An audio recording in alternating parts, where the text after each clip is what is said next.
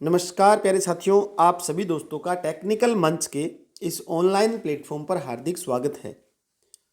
तो एक्सपीरियंस को लेकर आज हम चर्चा करेंगे कि जो भी टेक्निकल वैकेंसी होती है, जैसे कि एलएम की है, एसए की है या फिर आईटी इंस्ट्रक्टर की है, तो इनके अंदर जो एक्सपीरियंस का जो पॉइंट बनता है, एक्सपीरियंस कौन सा चलेगा, इस पर हम थोड़ा चर्चा करेंगे। क्योंकि काफ़ी बच्चों के पास एक्सपीरियंस है, लेकिन वो ये सोच रहे हैं भी ये वैलिड है या नहीं है। ठीक है ना। तो इस पर थोड़ी सी हम चर्चा कर लेते हैं। चलिए मैं आपको बताता हूँ एक्सपीरियंस के बारे में, ध्यान से देखिए। ये जो एक्सपीरियंस को लेकर मुद्दा बना हुआ है सबसे बड़ा, ये है आईटीआई इंस्ट्रक्टर की जो वैकेंसी है, इसके अंदर सभी को देखने को मिला है। क्या कुछ बातें देखिए भी, आप सभी को यहाँ पर दिखाई दे रहा है कि आईटीआई जो इंस्ट्रक्टर है उनके अंदर कुछ जो पद हैं, उनके जो परिणाम है उनमें हो सकती है देरी। देरी तो काफ़ी सालों से हो ही रही है, चलो और भी देरी सही है। देखिए इसके अंदर क्या दे रखी है, आईटीआई के पदों की चयनित सूची जारी होने में हो रही है देरी। सवाल पर आयोग के अध्यक्ष भोपाल सिंह खदरी ने बताया कि कुछ पदों के परिणाम तो घोषित हो गए और कुछ के हो रहे हैं, मगर कुछ पदों के जो परिणाम है घोषित होने में देरी होगी। उन्होंने इसका कारण बताया शैक्षणिक योग्यता में कई जगह समानता का मामला। अब शैक्षणिक योग्यता में समानता का मामला कैसे कि कई जगह इलेक्ट्रीशियन दे रखी है और कई जगह क्या, किसी ने इलेक्ट्रॉनिक्स से भी डिप्लोमा कर रखा है, उन्होंने भी अप्लाई कर दिया। ठीक है, तो ये इन्होंने विभाग को भेज रखा है, आईटी विभाग को, इनके बारे में स्पष्टीकरण दीजिए भी ये दोनों जो ट्रेड है वो समान है या नहीं है। ठीक है, पहला मुद्दा तो ये बना। दूसरा देखिए, उन्होंने बताया कि दूसरा मामला अनुभव से जुड़ा हुआ है, एक्सपीरियंस से जुड़ा हुआ है। ठीक है, इस पर चर्चा करते हैं भी, एक्सपीरियंस से जुड़ा हुआ है, इस पर क्या बातें होगी। देखिए, अनुभव के कुछ प्रमाण पत्र है कंपनियों ने जारी किए हुए हैं। किन कंपनियों के अनुभव प्रमाण पत्र माने जाने हैं, यह विभाग ने तय करना है। जो विभाग है वो तय करेगा।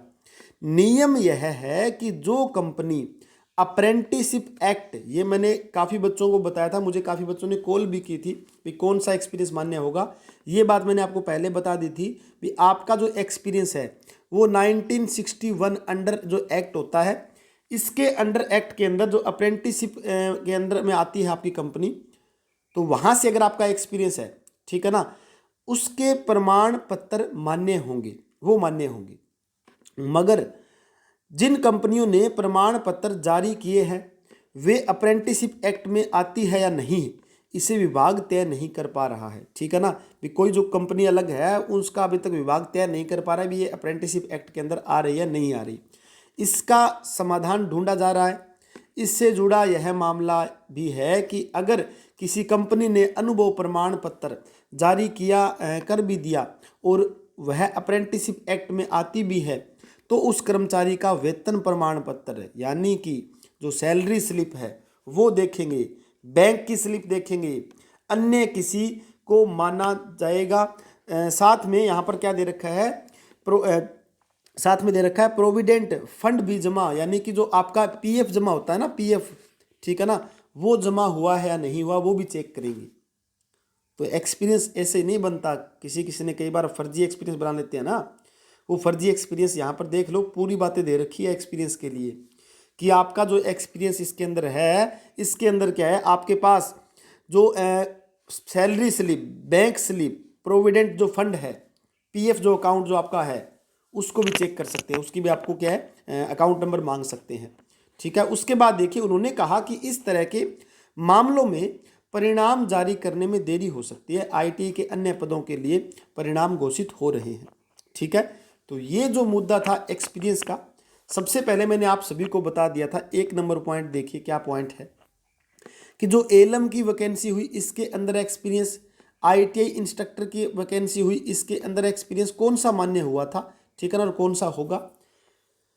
जैसे मान लीजिए एलएम की वैकेंसी के लिए आप अप्लाई कर रहे हो, तो यहाँ पर क्या है, अगर आपने बिजली विभाग के अंदर DHVBNL है, ठीक है ना, DHVBNL है या फिर है UHVBNL है या फिर HVPNL है, जो कंपनी है बिजली विभाग की गवर्नमेंट के अंडर में जो काम कर रही है, ठीक है ना, इस कंपनी के अंदर से आपका जो एक्सपीरियंस है वो बना हुआ होना चाहिए। और इसी पद पर, एलएम के पद पर यहाँ पर ऐसे का भी एक्सपीरियंस चलेगा। कई बार बोले थे ना बच्चे ऐसे का नहीं चलेगा, यहाँ पर एसए का भी मान्य किया गया है बीएलएम के जो डीवी हुआ है उसके अंदर। ठीक है, तो अगर किसी बच्चे ने किसी भी उम्मीदवार का जो एक्सपीरियंस जो एलएम की पोस्ट पर काम कर रहा है या एसए की पोस्ट पर काम कर रहा है, ठीक है ना, होना चाहिए डीएच का, यूएच का या फिर एचवी पैनल का, इनका, तब ही मान्य होगा। अगर कोई बोले जी हमने तो प्राइवेट कंपनी में इलेक्ट्रीशियन का एक्सपीरियंस बनवा रखा है, ठीक है ना, इलेक्ट्रीशियन पद पे काम किया है प्राइवेट कंपनी के अंदर, ठीक है ना, तो वो यहाँ पर मान्य नहीं होगा। अगला पॉइंट जो आईटी इंस्ट्रक्टर का है, आईटी इंस्ट्रक्टर के अंदर वही मान्य होगा, उसी को नंबर मिलेंगे जिन्होंने गवर्नमेंट आईटीआई के अंदर जो कॉन्ट्रैक्ट बेस पे लगे हुए हैं ना, कॉन्ट्रैक्ट बेस पे जो इंस्ट्रक्टर लगे हुए हैं उनका जो एक्सपीरियंस है वही मान्य होगा। अदर जो भी प्राइवेट आईटीआई के अंदर जो आपने पढ़ा रखा है 5 साल 10 साल 15 साल, वो एक्सपीरियंस प्राइवेट आईटीआई वाला, वो सिर्फ आपका यहाँ पर क्या है, ये एक्सपीरियंस सिर्फ आपका एलिजिबल के लिए रहेगा, यानी कि आपको एलिजिबल कर देंगे, हाँ आपके पास एक्सपीरियंस है, लेकिन इसके आपको नंबर नहीं मिलने वाले। ठीक है, तो ये मुद्दा था, ये मैंने आप सभी को बता दिया है। जिसको डाउट था एक्सपीरियंस बेस पे तो ये आपका क्लियर भी हो गया है। ठीक है, जहाँ से भी आपने एक्सपीरियंस बनवाया है पहले वो चेक कीजिए, वो जो कंपनी है वो अप्रेंटिसशिप जो एक्ट है 1961 उसके अंडर में है या नहीं है। ठीक है, चलिए यही डाउट था आप सभी का जो क्लियर हो गया है। बाकी मिलते हैं next. Thank you very much.